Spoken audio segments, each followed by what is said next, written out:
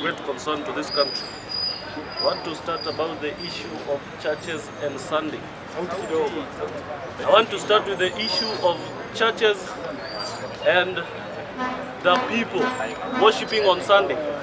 We have seen on our televisions that over the past 2 weeks, I'm being corrected for my shirt.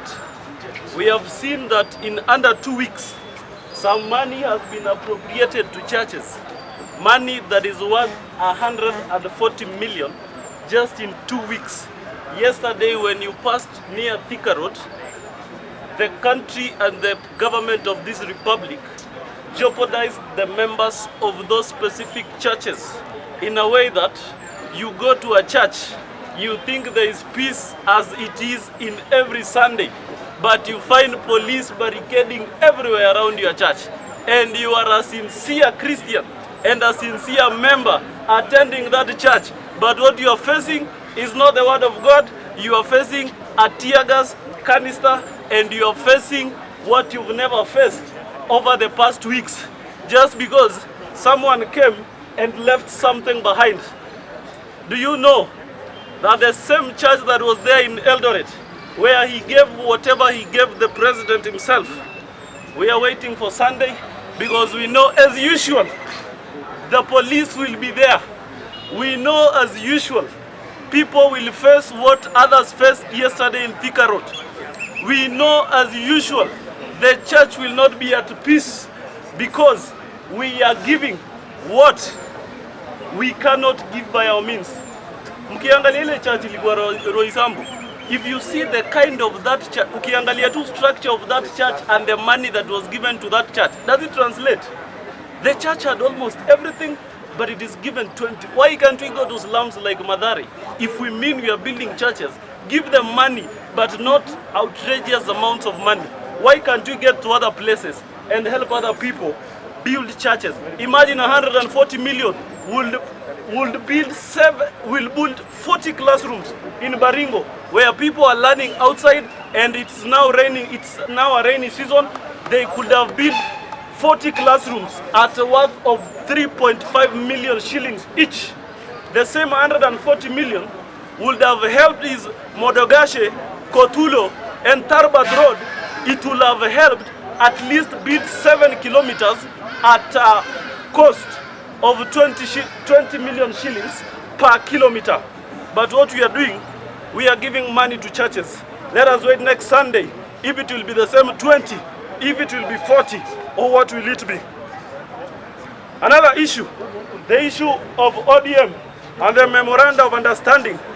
Why at this particular point in time we are making people like Sifuna do things that they have never wanted to do in life, because something that happened in his own county, he could not run away. But we want to challenge them. We want to tell Raila Odinga that we know that you cannot sign something that is just coming like that. You must sign something. We know you. We know that when you sign something, there must be a budget for whatever you are signing. So we know what you are doing is not okay. There must be a budget for whatever that man is signing. And imagine of the fans wale walikuwa Kisii. People are in a celebratory mood. They are celebrating their team. Halafu accordance to your entrance, watu wamekusumbua kweli. And that was something in a celebratory mood. So imagine ingekuwa kitu kama matanga, wangekufanyia nini? If people were cheering, you can imagine.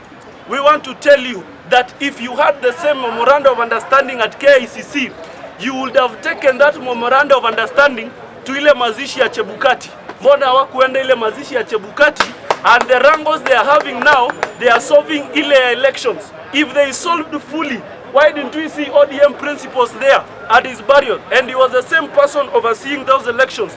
Want to tell the people, Sifuna, continue what you are doing. And others, you don't need the party, because we know your conscience and we know what you can stand for. Whichever the party, these people are going to vote for you, because we know you leaders, the conscience are clear and everything you are doing is right. Lastly, Mr. Speaker, since the memoranda issue of understanding came about, a lot of people have been threatening the likes of Wetangula and Mudavadi.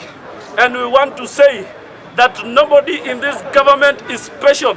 If you removed a man who brought 47% of votes in this country and you removed him with all the support that he marshaled, what about people who brought less than 1 million votes to the table? No one is special. If you are conscious, Mr. President, you feel like these people going home, let them go. No one is special in this country because they can stand by themselves. Let them have their MPs. Wetangula has how many MPs? That is not even a number to talk about. Mudavadi, if you want to send those people home, send them. We can have a speaker better than Wetangula. We can have a prime CS better than him, because Kenyans are ready to take any job and any position. Lastly, Mr. Speaker.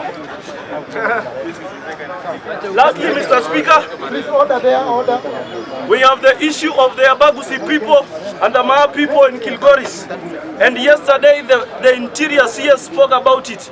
You cannot watch and wait, because we know your offices are full of screens. You cannot wait for 1 week and address an issue that has already caused mayhem. People have been made and people have been injured.